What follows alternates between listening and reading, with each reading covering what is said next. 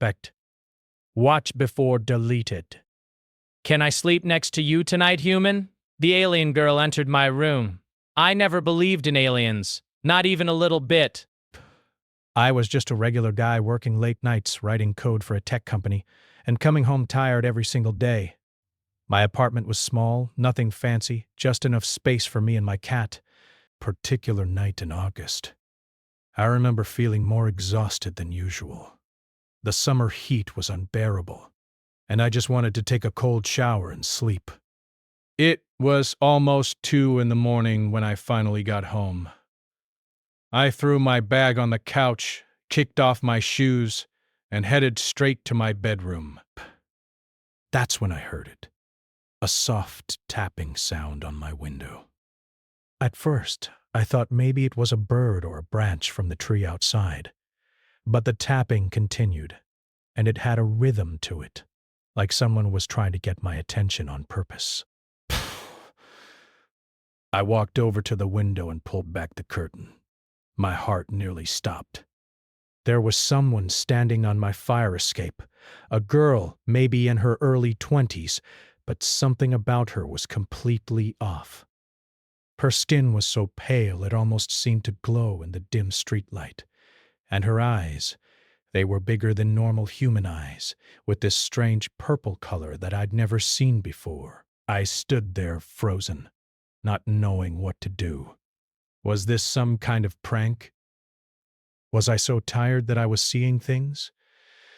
But then she raised her hand and placed it gently against the glass. I heard a soft click, and the window unlocked by itself. No key, no force. It just opened. She slowly pushed it up and looked directly at me. Her voice was soft but had this musical quality to it, like she was speaking and singing at the same time. She said something that I'll never forget. She asked if she could sleep next to me tonight. She said she needed warmth because her ship had crashed somewhere nearby. Ow! Any normal person would have screamed, called the police, or slammed the window shut. But there was something in her expression that stopped me. She looked scared, vulnerable, like a lost child in a foreign country. Her whole body was shaking, and I could see she was genuinely cold, maybe even dying.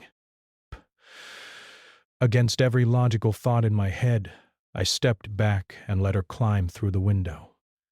She moved carefully, almost like she wasn't used to Earth's gravity. When she finally got inside, she looked around my small bedroom with curiosity, touching the walls, staring at my lamp like it was the most fascinating thing in the world. I asked her who she was and what she meant by her ship crashing. She turned to me, and in that strange melodic voice, she told me to call her Zara. She said she came from a planet far away, a place I couldn't even imagine. She was sent here to watch and learn about humans, but something went wrong with her craft during a solar storm. It crashed in the forest outside the city, and she barely escaped. The more she talked, the more I realized this wasn't a joke or a dream.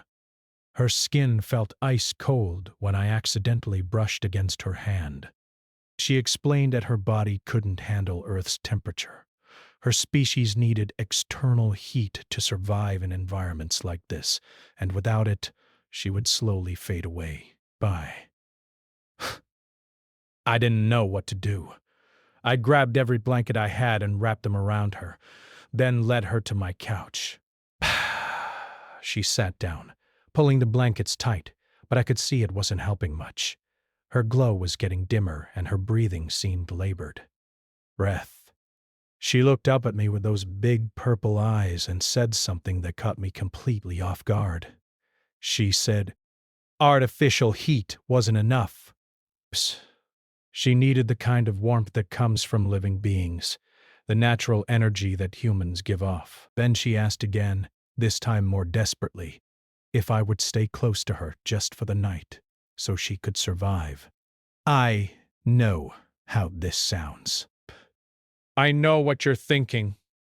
But when you're standing in front of someone who's clearly dying, someone who came to you for help, you don't think about how strange the situation is. Uh, you just act. So I agreed. I told her she could sleep in my bed, and I would stay nearby to make sure she was okay. We walked to my bedroom together, and I set up every electric blanket I owned. She lay down on one side of the bed, still wrapped in regular blankets, and I sat on the other side, keeping some distance at first. But within minutes, I could see her condition getting worse. Her glow was almost gone, and her shaking became violent. She whispered that she was sorry for the intrusion, sorry for putting me in this position. But she had nowhere else to go. She said she sensed something about my apartment that night, something that made her feel like I might understand, like I might help. She mentioned feeling a loneliness coming from my place that matched her own. That hit me hard because she was right. I had been lonely for months, maybe years. Work, sleep, repeat.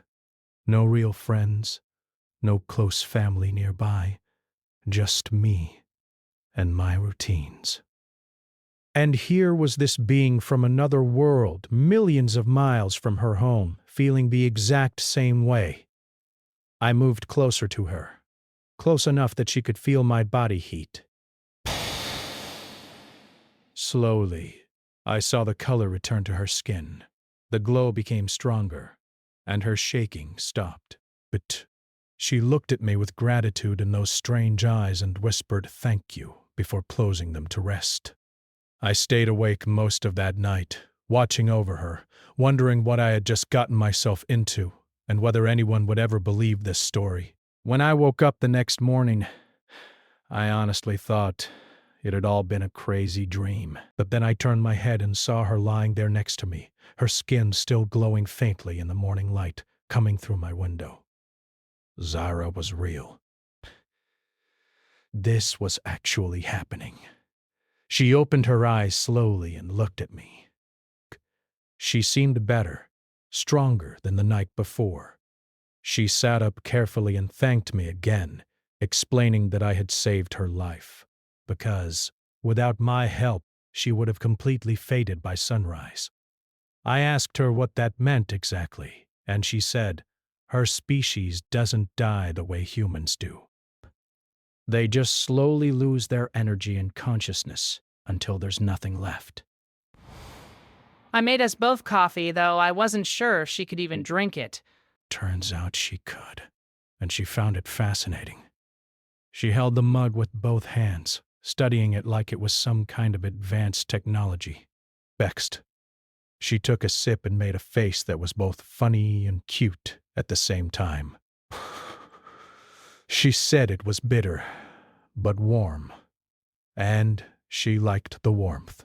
We spent the whole morning talking. I called my office and told them I was sick, which technically wasn't a lie since I was definitely not in any condition to write code that day. Zara told me about her world, a place that orbits 2 suns instead of 1. She showed me pictures on a small device she had with her, a thin piece of what looked like glass but displayed holographic images in the air. The images were breathtaking. Cities that floated in the sky, connected by bridges made of light. Creatures that looked nothing like anything on Earth. Landscapes with plants and colors I didn't even know existed. Grasp.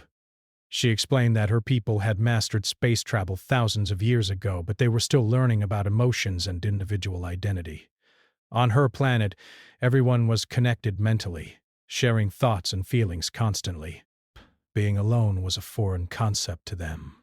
That's why being stranded on Earth was so terrifying for her. For the first time in her life, she was completely alone, cut off from her people, unable to hear their thoughts or feel their presence. She said it was like being blind and deaf at the same time, this overwhelming silence that made her feel like she didn't exist anymore. I understood that feeling more than I wanted to admit. I told her about my own loneliness, how I had moved to this city for work and never really connected with anyone. How my days blended together into one endless routine. How sometimes I would go weeks without having a real conversation with another person. She listened carefully, and when I finished, she said something interesting. She said humans were strange because they chose to be alone. Bake. They built walls around themselves, lived in separate boxes, and rarely shared their true thoughts with others. On her world, that kind of isolation would be considered a form of torture. But here on Earth, it was normal. We talked for hours about the differences between our worlds, about what it meant to be human versus what it meant to be her species, Belle. She was fascinated by human emotions, especially the negative ones like sadness, anger, and fear. Her people had evolved beyond those feelings long ago, but she found them beautiful in a way, like they made life more real and meaningful. By the afternoon, I had to ask the obvious question. What was her plan? Bay. How was she going to get home? She explained that her ship had a beacon that could send a signal to her people, but the crash had damaged it. Bah. She needed to get back to the crash site to repair it and send the signal. The problem was, she had no idea exactly where the ship had gone down. She remembered forest and mountains, but that described half the area around the city. I suggested we search online for reports of strange lights or crashes in the area. Hurry. We spent the next few hours checking local news sites and social media. Finally, we found something. Multiple people had reported seeing a bright blue streak in the sky 3 nights ago, followed by what sounded like an explosion in the national forest about 50 miles north of the city. Zara confirmed that was probably her ship. But there was another problem. The news articles mentioned that authorities had closed off part of the forest for investigation. Military vehicles had been spotted in the area. Her ship had been found, and it was now in the hands of the government. Her face went pale when she heard that. She explained that if humans got access to her technology, it could change everything, and not in a good way. Her people had rules about sharing advanced technology with developing civilizations. It had to happen naturally, or it could cause chaos and destruction.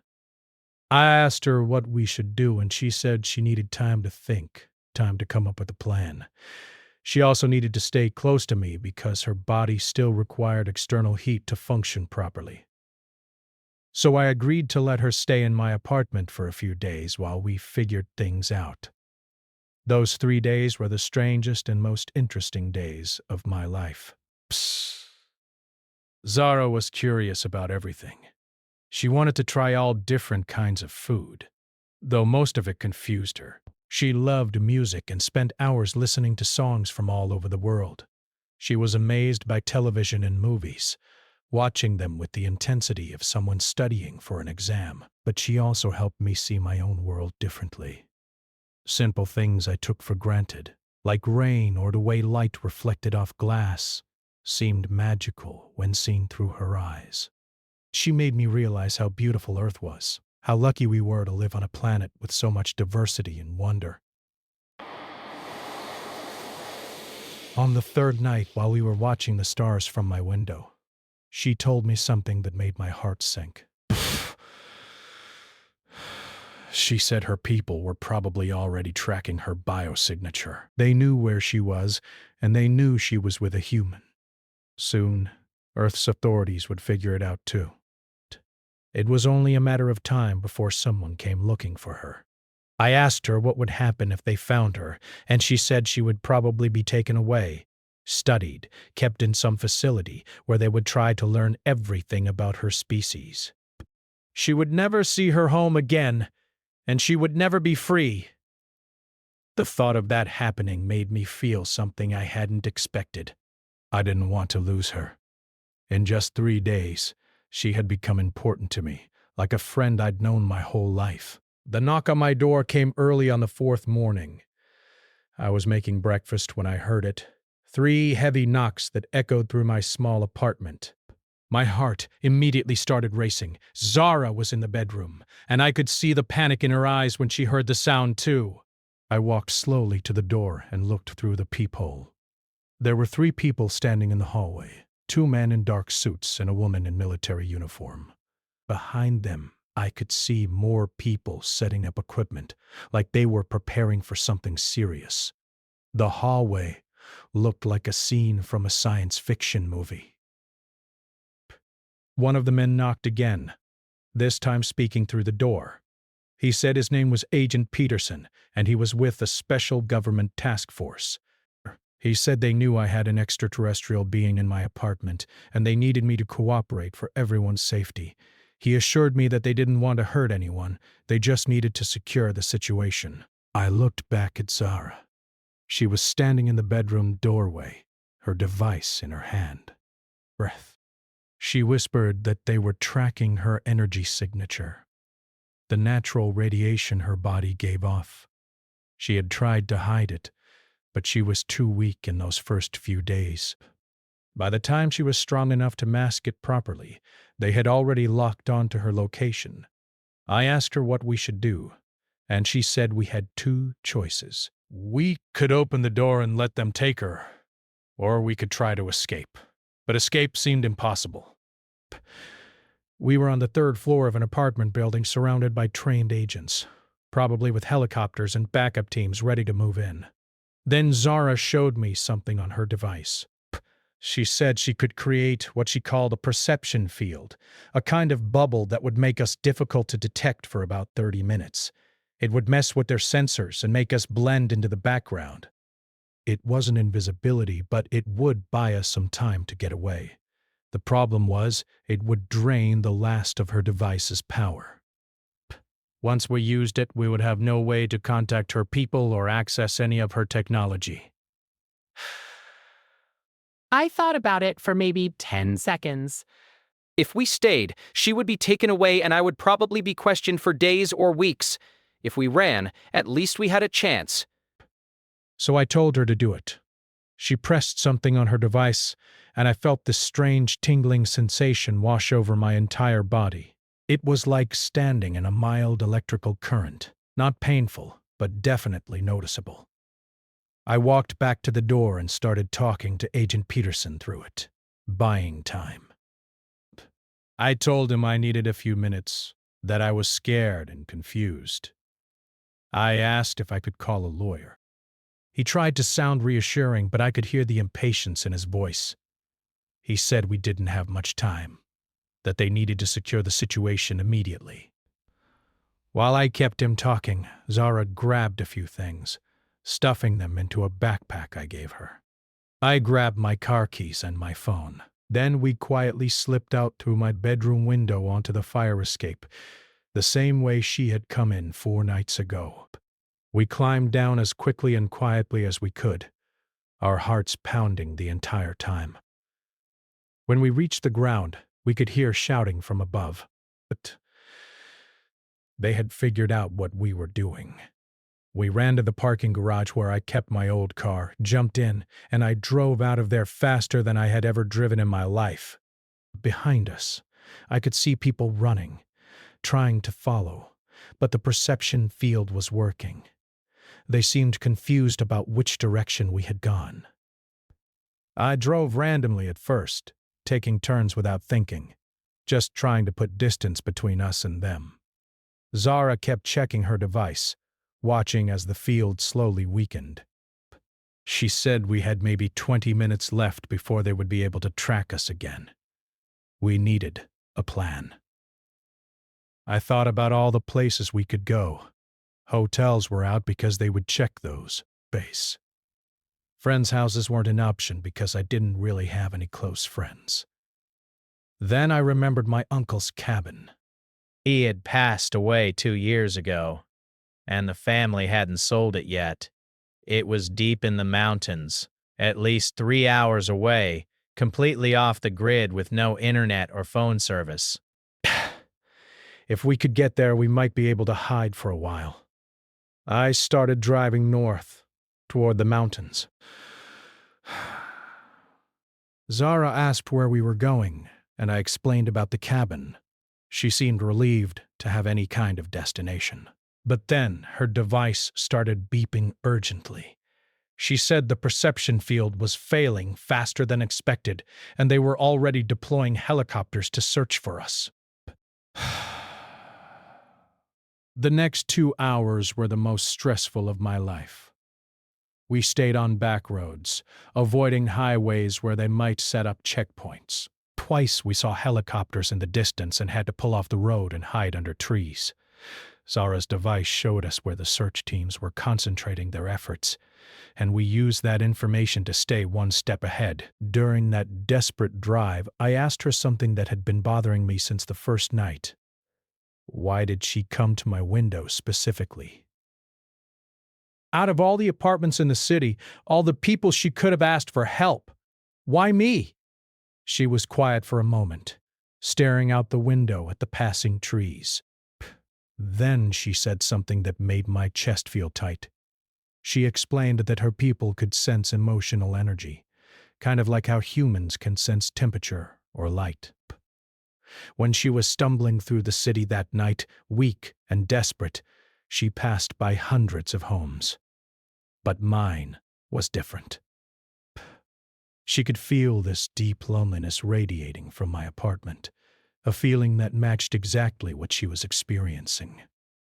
She said it was like finding another lost soul in the darkness. She knew instinctively that I would understand what it felt like to be alone, to be different, to not quite fit in anywhere.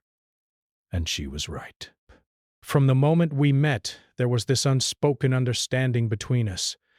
We were both outsiders in our own ways, both looking for connection in a world that seemed designed to keep people apart. As we drove deeper into the mountains, the roads became narrower and more winding.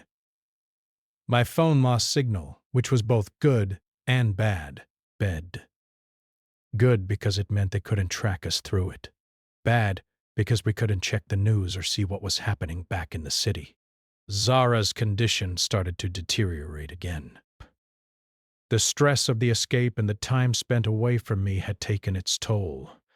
I could see her glow fading, her movements becoming slower.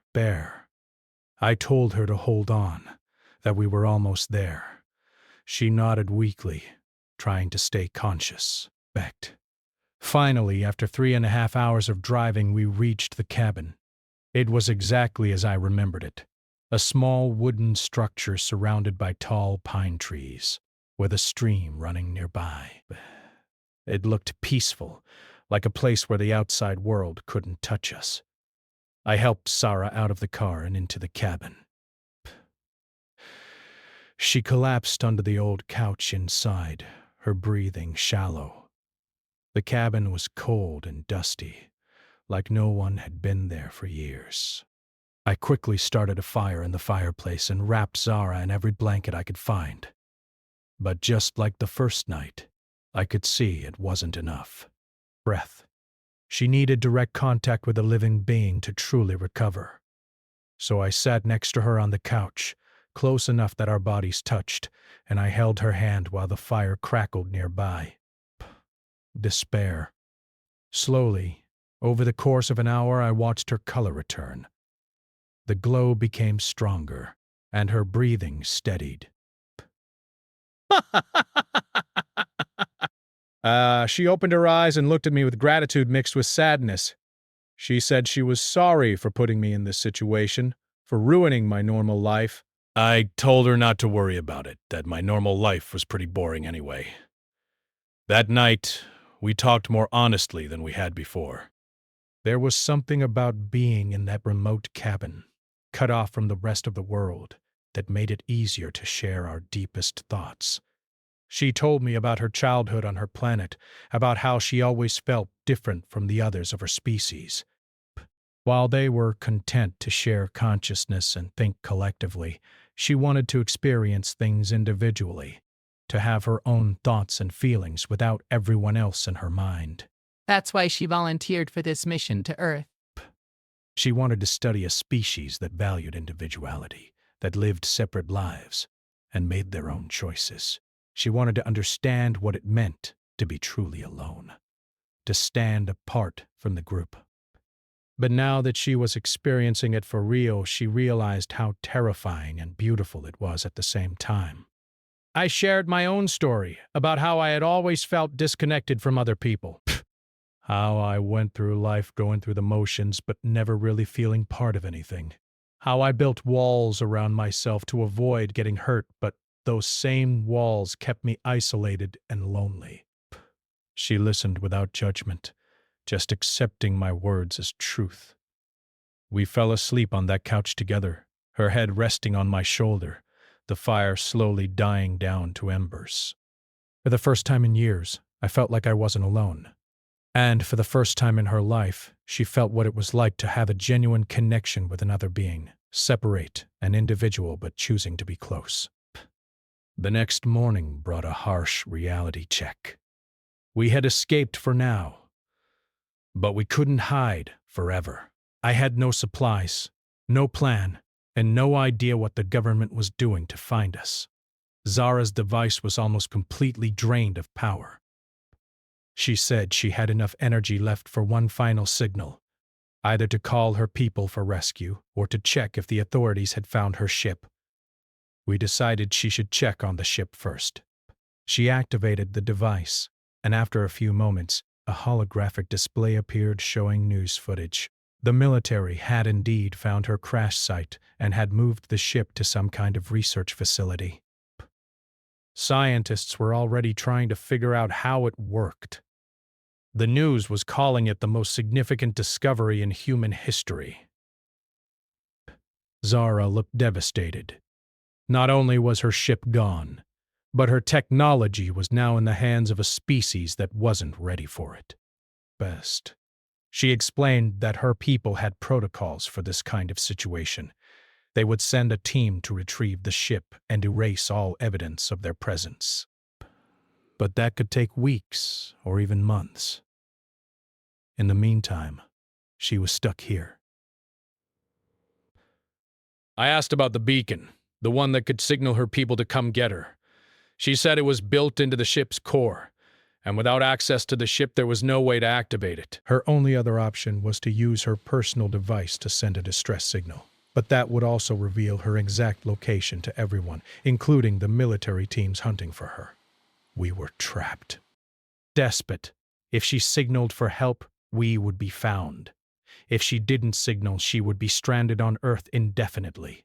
I could see the weight of this decision crushing her.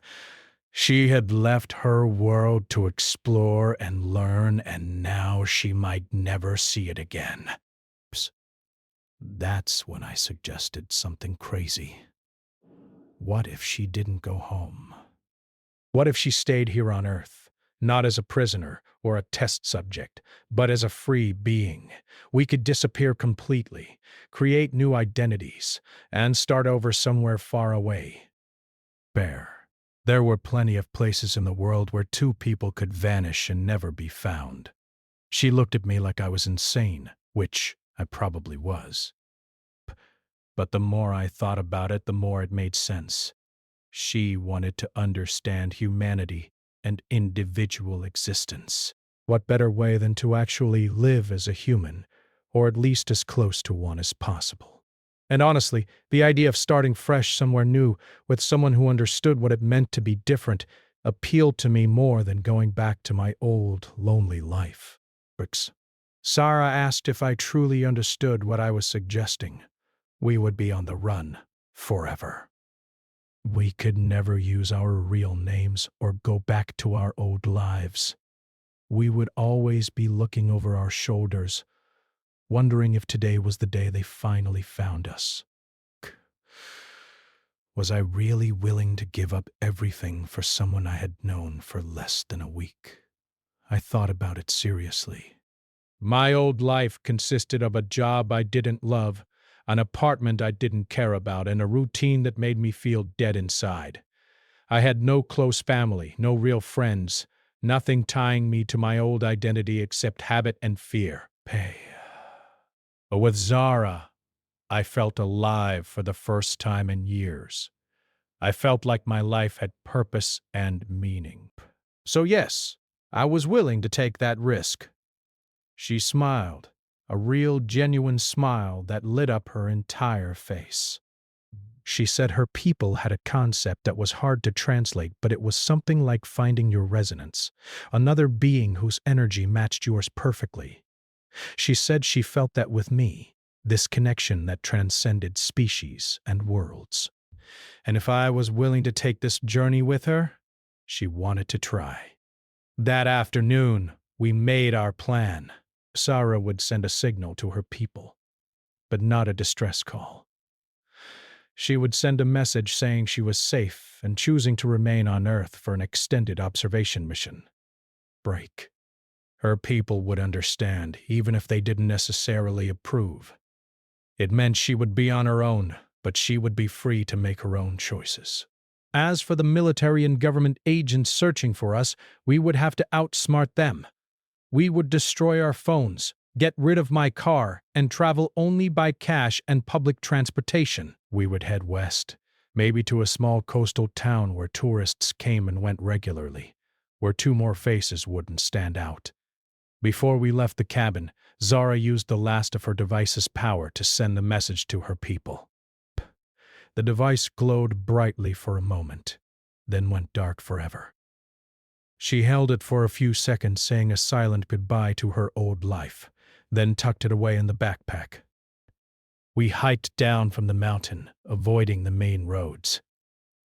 It took us 2 days of walking to reach a small town where we could catch a bus heading west. During those 2 days, we talked about everything. Our hopes, our fears, what we wanted from this new life we were building. The bus ride west took almost 20 hours, with stops in small towns I had never heard of. Zara spent most of the journey looking out the window, fascinated by the changing landscape. She had seen Earth from space, but experiencing it at ground level was completely different. She loved how diverse it was, how the mountains gave way to plains, which became deserts, which eventually turned into coastal forests. We finally arrived in a small town on the Pacific coast. It was the kind of place that thrived on tourism in the summer but became quiet and peaceful in the off-season.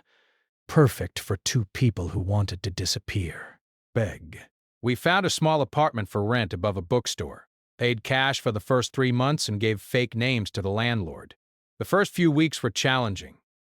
We had to figure out how to live together, how to navigate a world where Zara didn't understand basic things like grocery shopping or traffic lights. But she learned quickly, adapting to human customs with the same curiosity she showed for everything else. I found work at a local coffee shop, nothing fancy but enough to cover our basic expenses. Zara couldn't get a normal job because she had no legal documents, so she spent her days exploring the town, reading books from the store below us, and learning everything she could about human culture. The hardest part was managing her need for warmth. During the day, when I was at work, she had to stay bundled up with heating pads and blankets, but it was never quite enough. She would wait by the door for me to come home, and the moment I walked in, she would press close to me, absorbing the heat from my body. At night, we slept in the same bed, not out of romance, but out of necessity. She needed my presence to survive. Over time, though, something shifted between us. What started as a practical arrangement slowly became something deeper. I found myself thinking about her during my shifts at the coffee shop, wondering what she was doing, hoping she was okay. And she would greet me with genuine happiness when I came home, like my presence brought her joy beyond just physical warmth. We never talked about it directly, both of us afraid to label what was happening. But anyone watching us would have seen the truth. We were falling for each other in a way that transcended our differences. She was learning what it meant to care for another individual, and I was discovering what it felt like to be truly seen and understood by someone. About 3 months into our new life, Zara asked me something unexpected. She wanted to know about human love, the romantic kind. She had studied it academically, read about it in books, and seen it in movies, but she couldn't quite understand it from an emotional perspective. Her species didn't have romantic relationships the way humans did. They formed bonds based on intellectual compatibility and shared purpose, but the intense emotional connection humans called love was foreign to her. I tried to explain it, but words felt inadequate. I told her it was about choosing to be with someone even when it was difficult, about finding joy in their happiness, about feeling like a part of you was missing when they weren't around. As I spoke, I realized I was describing exactly how I felt about her. She listened quietly, and when I finished, she said something that made my heart race. She said that based on my description. She thought she might be experiencing love for the first time. She couldn't be sure because she had no reference point, but the feeling she had when she was with me matched everything I had described. That night marked a turning point in our relationship. We weren't just two beings helping each other survive anymore. We were choosing to be together because we wanted to, because life was better when we were side by side. We were building something real, something that neither of our species had ever experienced before, a connection that bridged two worlds. The next few months were the happiest of my life. We established routines and traditions. Every Sunday, we would walk along the beach, watching the waves crash against the rocks. Zara loved the ocean, saying it reminded her of the energy seas on her home planet. Every evening we would sit on our small balcony, watching the sunset and talking about our days. She was learning to be human, or at least to live among humans. She picked up social cues, learned to cook simple meals, and even started helping out at the bookstore below our apartment. The owner, an elderly woman who asked no questions, paid her under the table in exchange for organizing shelves and recommending books to customers. But we also had scares. Twice we saw news reports about the ongoing search for the missing alien and the man who helped her escape. Our old photos were shown on television, descriptions given. We changed our appearances as much as possible, Sarah wearing colored contacts to hide her purple eyes, and me growing a beard and dyeing my hair. One night, about 6 months after we arrived in town, Sarah woke me up in a panic. She said she had sensed something, a familiar energy signature that could only mean one thing. Her people had sent someone to check on her. Within an hour, there was a knock on our door. Standing outside was another of her species, a male who introduced himself with a name I couldn't pronounce. He looked similar to Zara, but somehow older, more serious. He explained that her people had received her message about staying on Earth, and while they respected her choice, they needed to verify she was safe and not being held against her will. Zara invited him in, and for the next several hours they communicated in ways I couldn't fully understand. Sometimes they spoke in English for my benefit, but other times they seemed to be exchanging information through touch or some kind of telepathy. I felt like an outsider watching a conversation I couldn't fully comprehend. Finally, the visitor turned to me. He asked directly if I understood what I was doing, harboring a member of their species. He explained that Zara would never be fully human, that she would always require external heat sources to survive Earth's environment. He asked if I was prepared to spend the rest of my life taking care of her needs. I looked at Zara, then back at him.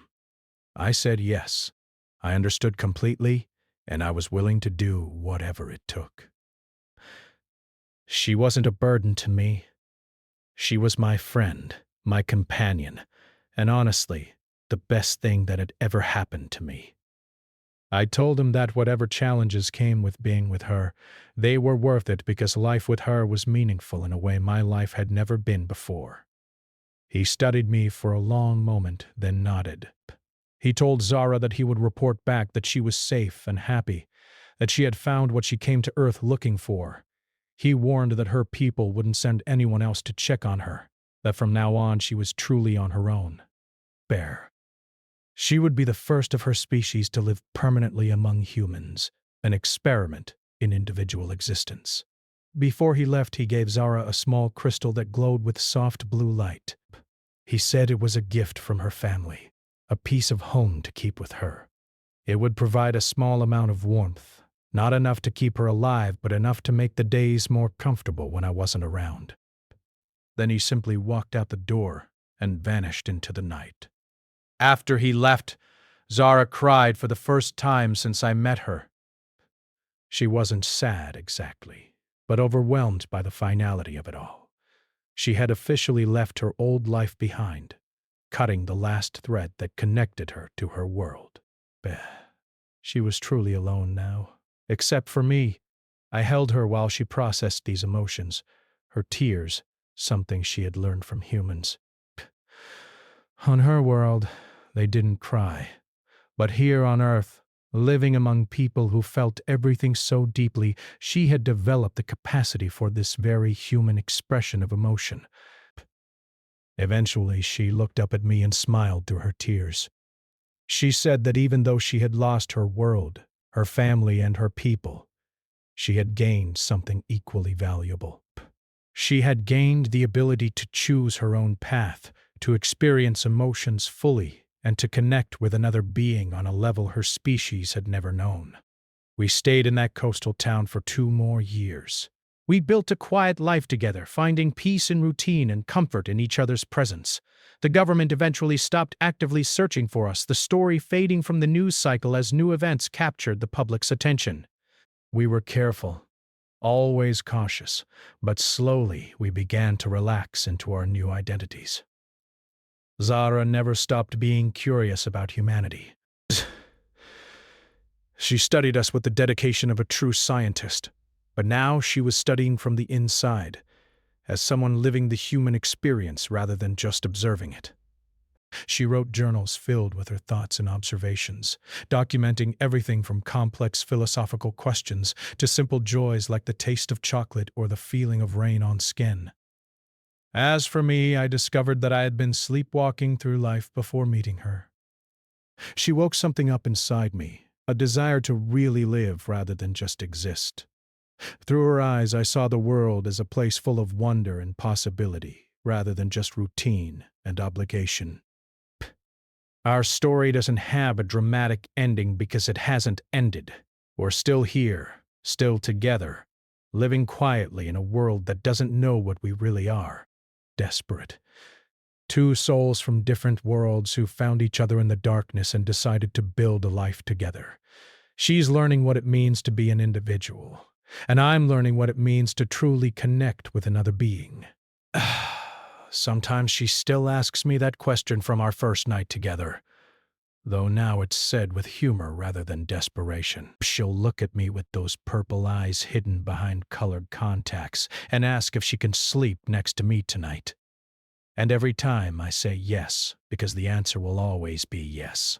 We chose this strange, complicated, beautiful life together, and neither of us would change a thing.